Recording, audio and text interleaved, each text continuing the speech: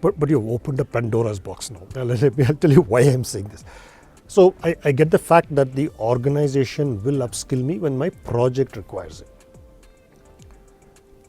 You are now asking me to decide which direction my career I want to take my career. Yeah. And that is where the struggle is. I'm not, when a person is 2 years, 3 years out of college, 5 years out of college, they are still struggling with that. Right. But assuming that I'm able to decide, like I want to become a product manager or a business analyst, then I can choose to build a career around it and talk to the organization about that.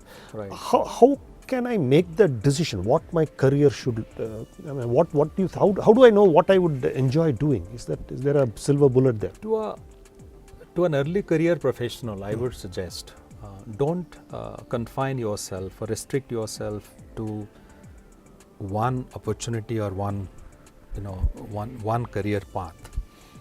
When you are starting the journey, this is the time when we get exposure to different lines of work. Correct. Right? So I would typically say a management graduate that your initial 5 to 6 years spend time in different functions. Okay. Spend time in HR, spend time in quality, spend time in operations, and then you will figure out what is your calling. Okay. Right? Okay. Because sometimes when you go into the depth of something, you realize that you enjoy doing this. Correct. Right? See, I come from finance background, but I have carved out my career in learning and development, because at some point in time I realized I enjoy talking to people, enabling people, touching people's lives. That's what I enjoy doing.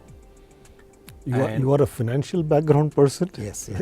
You don't talk a word of finance.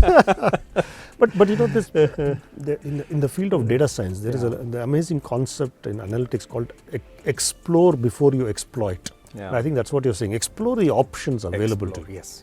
Right? Then once you know what you love doing, Yes. then deep dive into that and take that forward. And you can't explore by reading books or of course that might help. Talking to people might help, but unless when you get hands-on Absolutely. experience, that really helps. Absolutely. Do you think companies allow for this kind of exploration? Would they be companies, do they normally say, yeah, it's okay? For example, I'm a software engineer, I want to get into QA, would it be easily possible? They do. Okay. A lot of companies do that today. Most of the companies have diverse opportunities. Yeah, right? okay. And if one has the passion, the hunger in the belly, one has the appetite, they would allow. But initially, one has to demonstrate that he or she has the hunger. Yeah. And one has to walk up to the manager and say, hey, give me more.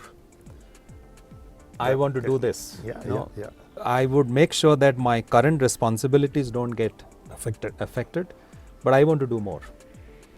Give me more responsibilities, right? So recently, I think one of the executive assistants in my company came up to me and then said, Surya, give me some opportunity to facilitate sessions. Okay. Right? Okay. I said, but you have a full-time job? So he said, don't worry about it. I can facilitate a few sessions for you every month, maybe 2 or 3 hours I can always dedicate. And I started engaging her in facilitating sessions, and then I figured out that she is excellent in delivering sessions. With some grooming and then some training, upskilling, she will be kind of ready to do the job.